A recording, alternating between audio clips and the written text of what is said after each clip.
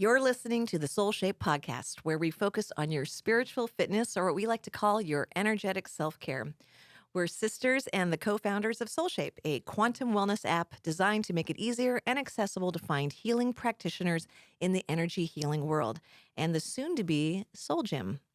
We want to have soulful conversations about spirituality and wellness, and whether you're dabbling or taking a deep dive into energy healing, we want to introduce modalities and healing practitioners to you one by one. So it's time to get into Soul Shape. My name is LJ Woodard, and this is my sister, Leslie Bennett. And Leslie, who are we talking with today? Well, we are talking with Patrick Giguere, and we're going to be talking about the healing power of acupuncture and Qigong and Vedic Astrology. So we have a lot on our plate today. And I'm going to tell the folks a little bit about Patrick. He is a licensed acupuncturist, a certified instructor for Tai Chi, Qigong, and a certified Reiki master. And he's well-versed in rehabilitative exercises from Sistema to animal flow, right? And cupping. And I read that you enjoy teaching in an environment that encourages interaction, exploration, and individual expression, and says happiness and fulfillment come naturally when we go past our fears and tap into our true selves. How does that sound? I like it. You covered it nicely. So you have you practice you do a lot of modalities. Do you have a favorite? Man, my favorites lately, I love the Qigong because it's just, you're bringing a spirituality into a body level. You're feeling your energy moving. When you're full of energy, like you can be your real self and, you can kind of get out of your self-sabotage and all that stuff. I love that. These days, I love the astrology, all the divination stuff, the astrology, the runes, the I Ching. I read I Ching too. Acupuncture is a great modality. I'll always love that. But the stuff that's a little more, I don't know, the more woo-woo stuff, I just have more fun with it. Yeah, sure. Absolutely. And so as someone who is involved in multiple modalities, and I think I know the answer because I'm probably the same person, is, what led you to each one? So acupuncture, that was back, when the heck was that? It was probably in like 2004, 2005. I was lived in San Diego. I was in the Navy out there. And that was something I sought out just for body pain, for stress and all that. Even back then, military medicine started dabbling in it because the Marines out there in California and the special operations asked for it. Because things got pretty dark back then. Yeah. With the war on terror and, Yeah. we're in like 20 years of it at this point. Wow. But, so there were horrible stress cases within the military, but they didn't want to give psychiatric meds to the people they spent the most money training because of the side effects. Sure. So those Marines were like, get us acupuncture. So they brought in, the Navy Medical Clinic they put a volunteers notice out. They brought in volunteers, and then they started giving people contracts. Wow. So Because they saw results. Oh, yeah, totally. Yeah. And a lot of those guys had paid for it out of pocket, and they were like, they're extremely practical people, and they were like, we got to get something that really works here. So the Marines to Vedic Astrology, that's quite a journey. Yeah, well, I was a Navy guy, but those are the people are the people who Wrong chapter. got the Marines got acupuncture into Navy medicine. It was like, it's what's called MARSOC these days. The Special Operations Branch. Those guys asked for acupuncture from Navy medicine. Wow. So, all right. So how did you get from being a military Navy guy? So I got really interested. I became a patient. I was like, this is pretty amazing. And then I was leaving that whole world, and I was like, what am I going to do with myself? I thought about going to law school for about 5 minutes. And I was like, hell no, like I can't sit at a desk for 14 hours a day. And I just don't want to be in that world. I mean, the world needs legal work, but it's not me. So I was thinking about it, and I was like, well, I should do something I'm really interested in. because with the whole law school thing, I was already like, okay, how long do I have to do this so I can Right. report a bunch of money and get the hell out of it? Right. It's like, well, that's not a good beginning. So when I was trying to make all these decisions, the crash, so this is like '08 going into '09, the crash of '08 had happened. Yeah. And by early '09, doctors were fleeing out of medicine. There was like an exodus because their insurance reimbursements got slashed. Because basically the insurance companies, they collect premiums. They turn around and give those to the investment banks. They gamble them on stocks. And then the returns are what pays out all the claims and all that stuff. So the doctors couldn't get reimbursed like they used to. So they were, and that's why it's such a pain in the ass now to get like a specialist appointment. Yeah. So I was like, this is going to get big. This whole natural health thing is going to get big. So I had a lot of detractors who were like, what are you doing with your life? I'd gone to the Naval Academy. I'd done all this, all this show pony stuff. And I was like the family show pony. So they're like, what are you doing? You have so much potential. I was like, yes, exactly. That's why I'm going to do this. Yeah. So I got into it. It was funny because also in 2008, they had those Beijing Olympics. Yeah. So Michael Phelps had cupping marks all over his He back. did. So it took a couple years, but went from conspiracy theory, Right. Chinese medicine's a conspiracy theory. And then like everybody who used to call it a conspiracy theory was like, oh yeah, I know all about cupping. Yeah, Michael Phelps had that on TV. Yeah. So like it changed real quick. Right. Yeah. So yeah, so really what got me into it was just seeing how effective it was. And it's like my own healing got me into it. So I wasn't like, oh, I'm a good biology student. I think I'm going to study medicine. It was like, no, I had like PTSD, anxiety, like resentment out the wazoo, my body hurt. Yeah. So it was like necessity. Right. And you were open to it. I mean, that's the key thing. You have to be open to it, first of all. Yeah. Yeah. So I was just like, I'd learned and seen enough where I was like, well, I was open because I was like, well, the world that I've been told about is not really real. And I think there's something behind it. Yeah. And that's a truism that a lot of us on this, our own self journeys come to discover is, this program, of going into the military or becoming a lawyer or becoming a doctor, getting the house, getting the family, it's just so driven into us, but there's so much more out there, as you found out, I'm sure. Yeah. I found out. Laura too. I'm not trying to leave her out. Me too. So tell us about Vedic astrology, because I have no idea what that is. Laura doesn't know what it is. No idea. I've had a Vedic astrology reading. So, I think let's take this time, at least the next few minutes or so, to help people understand why someone would go Vedic versus traditional, I don't know what to call the traditional astrology, but the more common, well-versed astrology. I'll get into that a little bit, and I'll try not to bog us down in the history of astrology. Okay. But the oldest records of astrology go back about, it's like 7,000 years. So it goes into like Sumer and Babylon, like some of the oldest acknowledged civilizations. Yeah. And they had 5 zodiacs that all serve different purposes. And when you say zodiacs, is that my sign? No, like actual models for looking at the stars. Okay. So out of those 5 zodiacs, 2 have really stayed, kind of well known. Active. Yeah. The best known is what we call the tropical zodiac. So that's what, we consider mainstream astrology. So when most people have a conversation, they say, I'm a Leo, I'm a Libra, I'm a Pisces, whatever the case may be. Right. They're talking about tropical astrology. So tropical astrology, the original purpose of it was to measure time, to measure light. So what they do is they set 0 degrees Aries is always the spring equinox, and that's going to fall anywhere from March 20th through about the 22nd. And then they set 0 Libra to the fall equinox, which is in the 3rd week of September.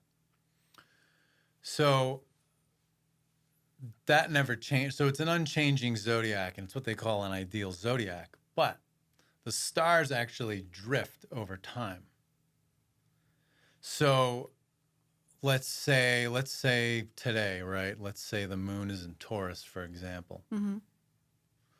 If you look up in the sky, the moon is in Taurus. But then if you consult mainstream astrology, they're going to tell you the moon's in Gemini. So the tropical zodiac, the one that just measures light and time, that survived, and then the sidereal. So the sidereal is just what is in the visible sky.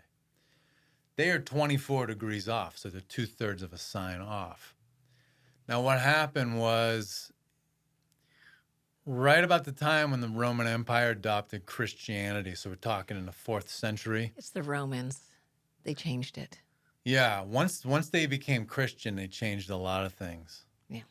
So what they did was the priests were actually in a huge rivalry because people would go to astrologers when they wanted guidance. So when they went to the astrologer for guidance, the astrologer wasn't like, let's look in the big man upstairs' rule book. It's like, you must do this, and it's like a one-size-fits-all solution. No, the astrologer was like, okay, when were you born? Where were you born? Okay, let's see what your most genuine path is, what your most genuine identity is. Well, the Christian clergymen, the pastors, they hated that. And they were lobbying the Roman government to basically suppress astrology. And they would even send the Christian mobs out there to literally tear, astrologers and philosophers and all these people apart. So once the Roman Empire became Christian, they said, this is the official astrology. And they took that tropical, what we consider mainstream astrology, and they said, this is it, and there's no other way to read this. So really, mainstream astrology right now, it's church astrology. So, and it's like one of those things, it's like sometimes, no matter how hard you rebel, you can't get away from your parents. Yeah. So the New Age is like that. There's always a little piece of them in there, isn't there? So basically, they set it up that way. Mm-hmm. And in about the year 300, these two zodiacs were actually synced up.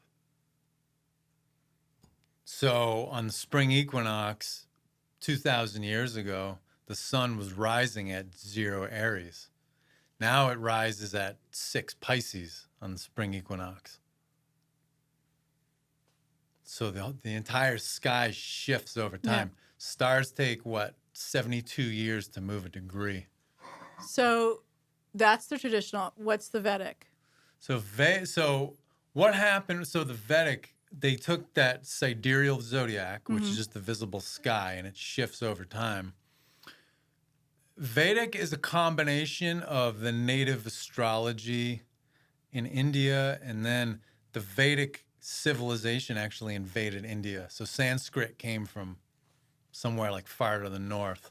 Mm-hmm. So it's a mix of what was like native in India, what was in this Vedic civilization. And then when Alexander the Great was pushing his empire east, it was like 200, 300 BC, they brought the Greek astrology into India. And the astrologers in India were like, this is good stuff. Mm-hmm. Because in India or in like Babylon, they didn't do individual horoscopes. It was a science of when to know how to and when to communicate with different planets and different stars. Because before organized religion, the planets and the stars were like the bodies of like the divinities, the gods and the goddesses. So it was more of like a society thing in India and in like Babylon. The Greeks came up with this whole thing about doing individual horoscopes. Yeah, that you and I are different. Yeah, exactly. Based on when we were born. Yeah, you're not just a cog in the machine of society, but you're unique, and you can be a better part of the collective if you know who you are individually. So I'm just getting some light bulb moments here because I have some questions now. Because, we are trying to get back to this oneness. Sure. And I would say the way that came in and made us individuals took us away from that oneness understanding, right? So that's what I'm now curious about. And I wonder if you have any thoughts on that. And if you don't, we can just go into. It's got to be both. Yeah. Okay. That's fair. The answer in life is like usually both. Yeah. It's like everybody is, not everybody, but we're in the oneness, but we can be an individual expression. Totally. Like Okay. the mainstream of the world is like, they're insane about politics. Yeah. Like it's going to fix something. And it's like, well, what side are you on? And I'm like, well, both.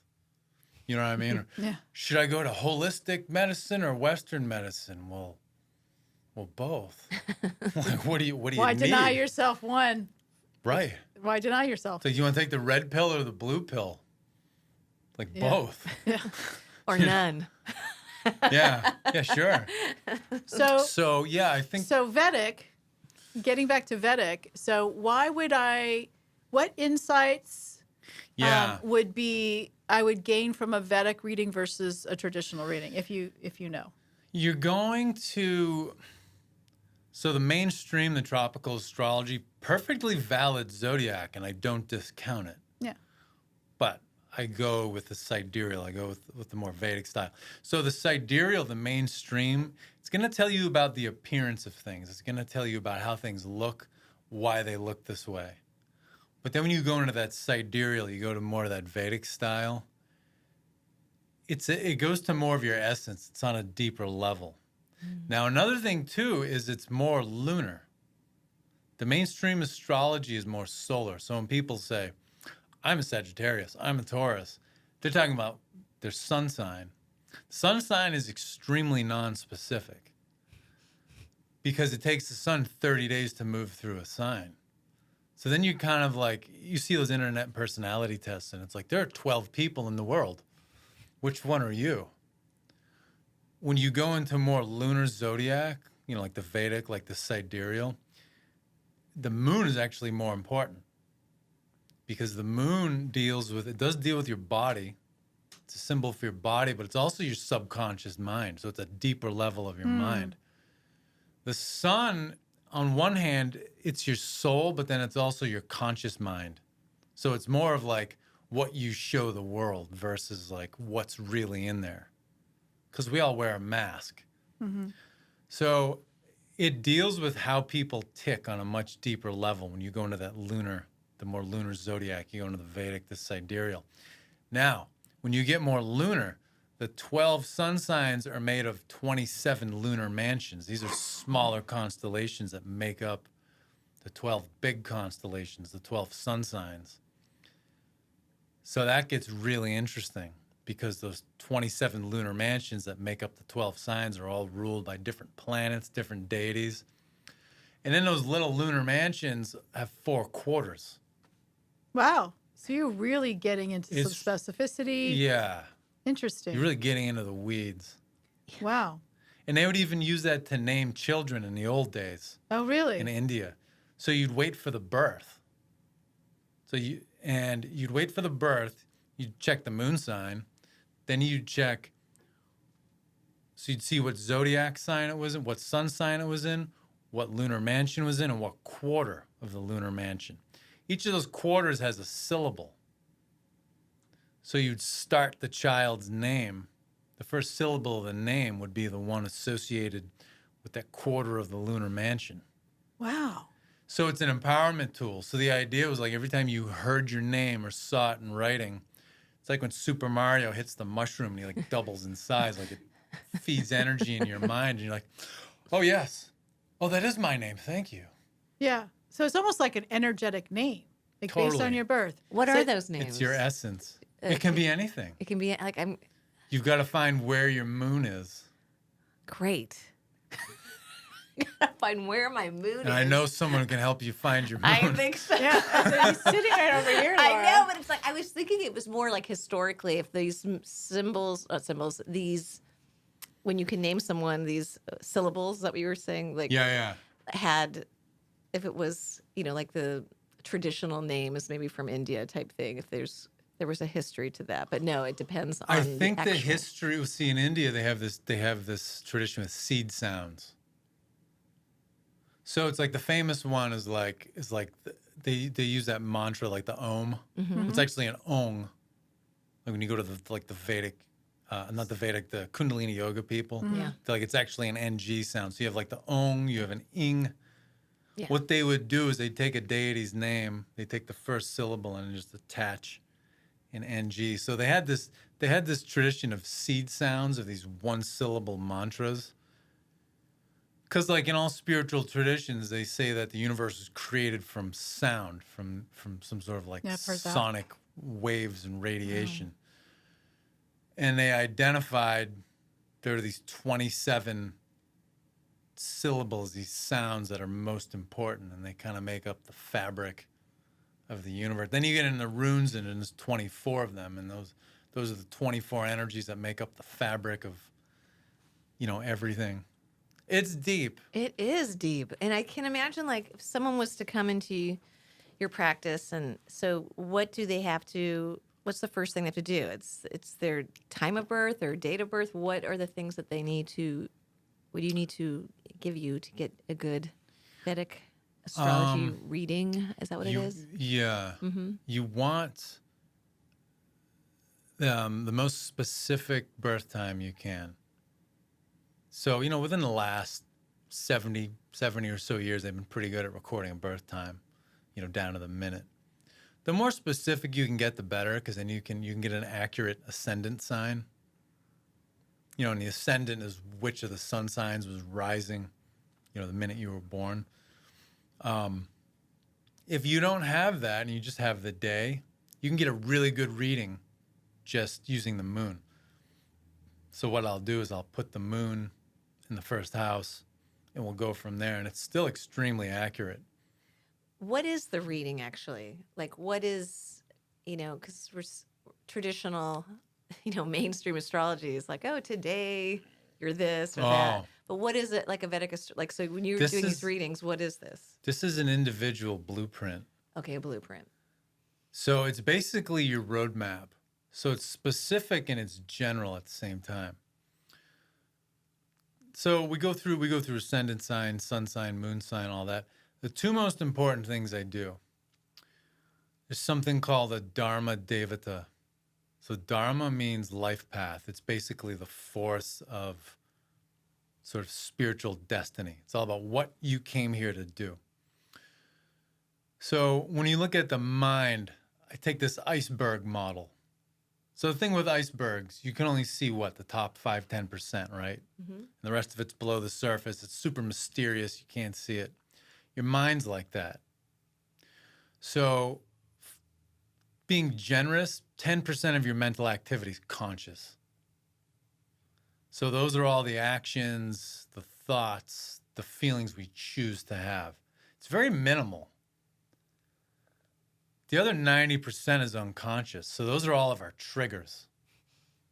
So we just have all these preferences, prejudices, aversions. What's the other word? Affinities? Yeah, affinities. Mm-hmm.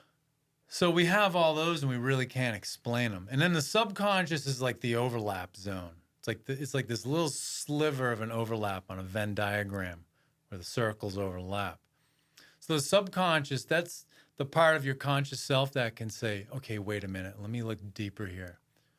Oh, this person triggers me because it reminds me of someone who really hurt my feelings 15 years ago. It's that ability to do that. Mm-hmm.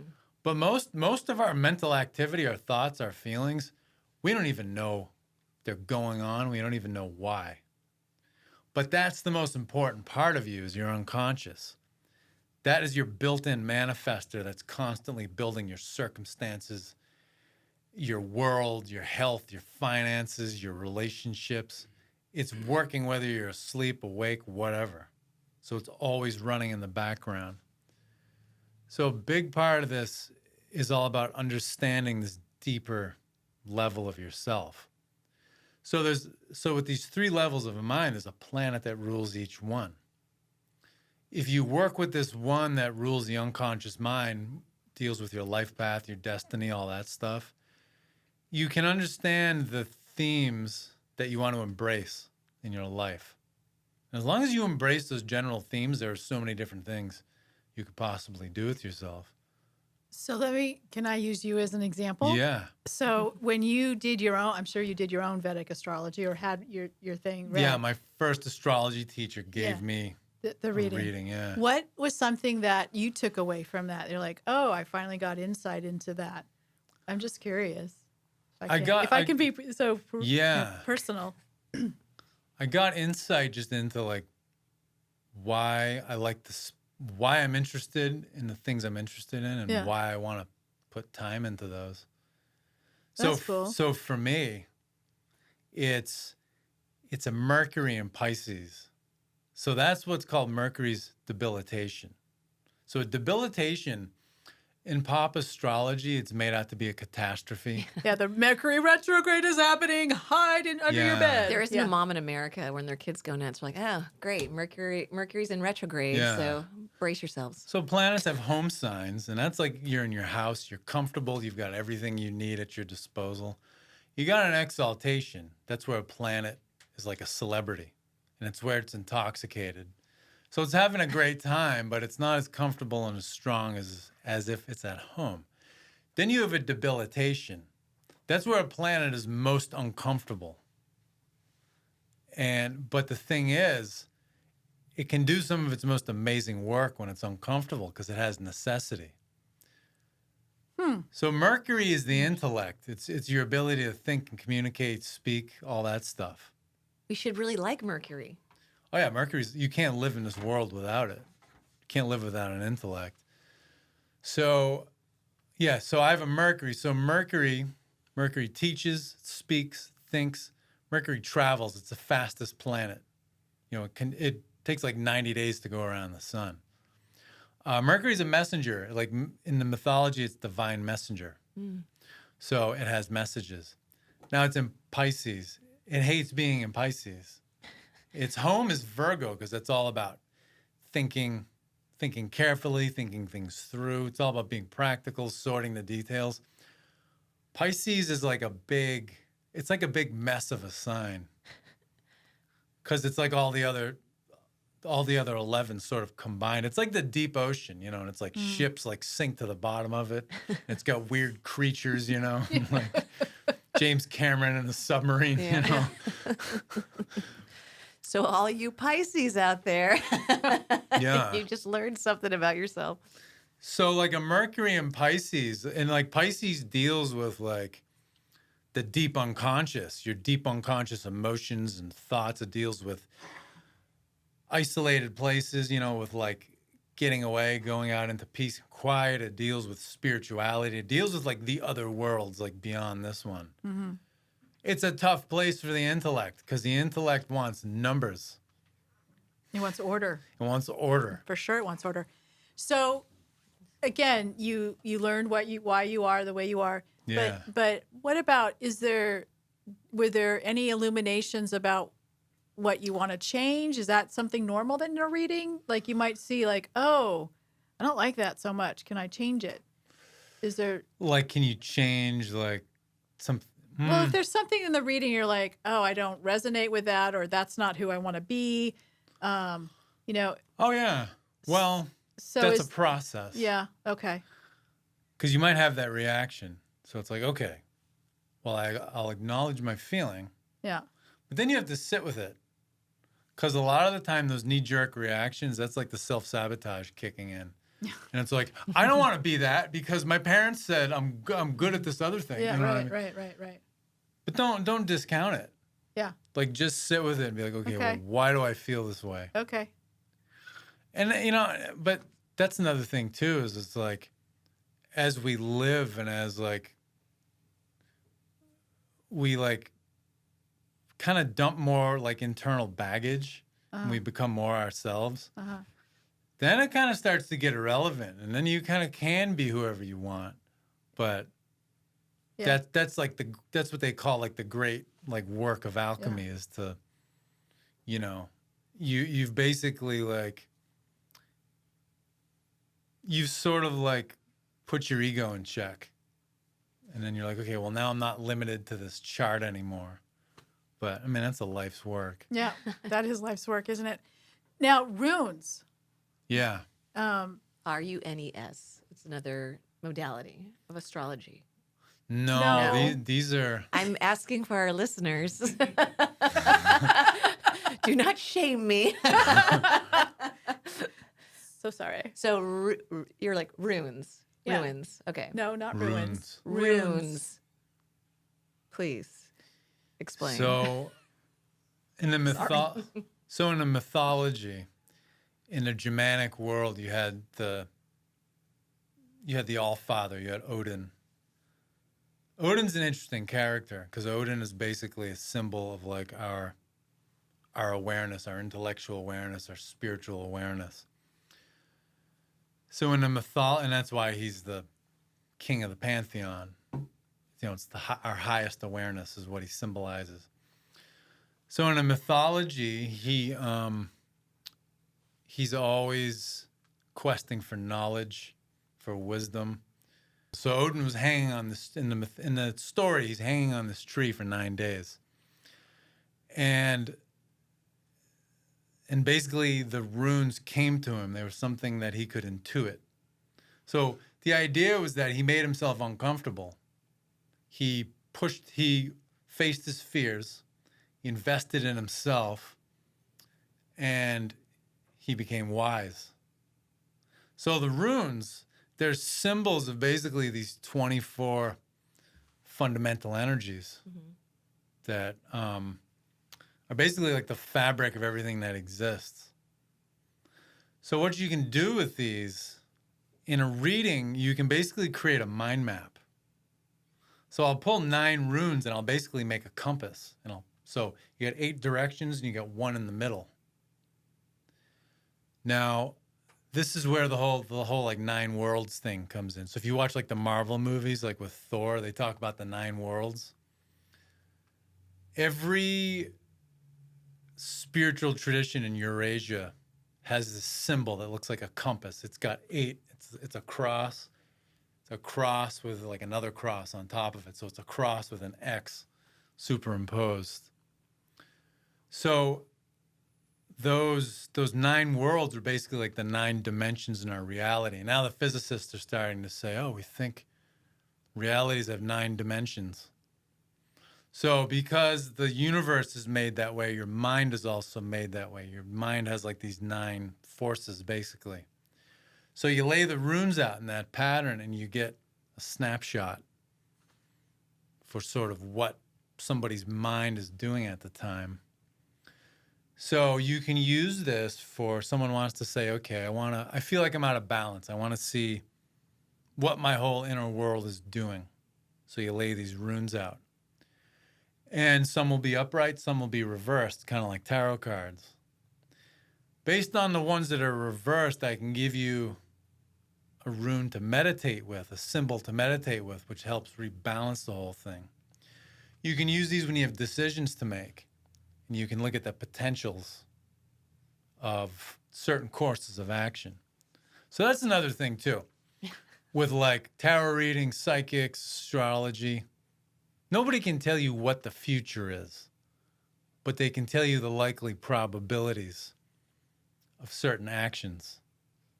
You know, if you stick with certain course of actions, things are probably going to turn out this way. Yeah, potentials. It's all potentials, yeah. Well, I can't believe we're at our time. There's just so much to unfold here. I'm just listening to Patrick, and I feel like I need to, like, this could be a college course. There's a lot to learn. Oh, I can unload on you. And there's just not enough time. But, I mean, I really feel like there's history, there's background. I mean, you're talking things like the Roman Empire, and then you're talking, Well, there's a lot. I there's think that's so much. I'm sorry. I was going to say, that's one of the things that's so interesting right now is that we have this esoteric wisdom, we have science, we have technology, and it's all blending right now. And, you know, when you go back into the history and really learn, you know, how this transpired and really sort of developed over time and got moshed, reinterpreted, you know, and how that's related to, a lot of these movements within our centuries. We're now rediscovering and going back to the roots. So it's a really cool time to be alive and bring all these attributes, the East and West together, the old, the new together. So that's what I don't know if you want anything to add to that. I think that's amazing. Yeah. I think we're living in like a foretold time. Yeah. You know what I mean? I for sure know what you mean. I'm totally Like on. I'm totally tracking. Like people, it's like what we've lived through. 10 ends of the world in the last 3 years. You know what I mean? Yeah. It's like this. It's always it. This is it. Yeah. Yeah.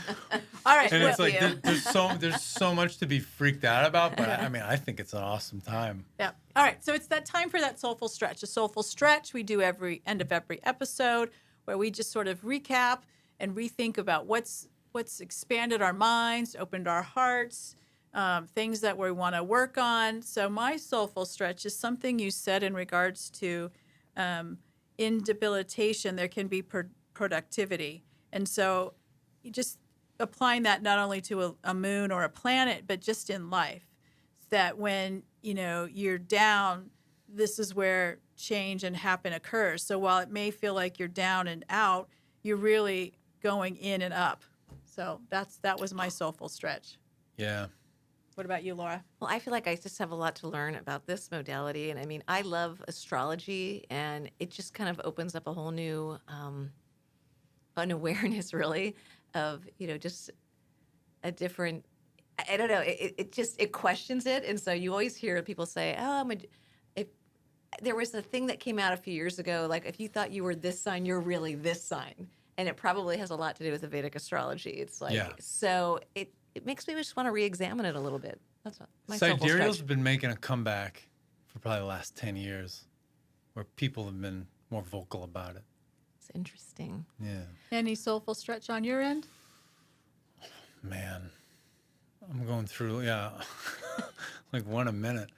Yeah, who's not stretching? Thing I've just been going through lately, I'm kind of walking in here with this, is like, it's just this whole idea of, if you want to level up, you have to throw things out rather than bring new things in. Mm. So it's like that's an ongoing thing for me, Yeah. So it's like I've been kind of immersed in that in a few weeks, and it's like it's something we know, but then you're always seeing it with different eyes, and you're like, man, Yeah. I get it. I gotta Totally go get deeper it. into that. Very cool. That's good work. Well, thank you so much, Patrick, for enlightening us about Thanks for this. having me. Yeah, it's very cool about Vedic astrology. And if anyone needs an acupuncturist in Wilmington area over at Healing Leaves, make a booking with Patrick. You can also book a session, get your reading for runes and Vedic astrology through the SoulShape app as well. So thank you, Patrick, and thank you, Leslie, and Signal Fire Media. We believe here at SoulShape that wellness starts within, and you can unlock unlimited possibilities with energetic healing. So embrace the woo, dabble, whether you're dabbling, diving, or discovering your next healing experience on the SoulShape app. We hope you've enjoyed this soulful stretch, and we encourage you to do something to raise your vibration today. So, because the ripple effects are endless. So join us again, and be sure to like, follow, subscribe to the SoulShape Podcast. Thanks again. Everybody. Thank you. Thanks for having me. Catherine. Yep.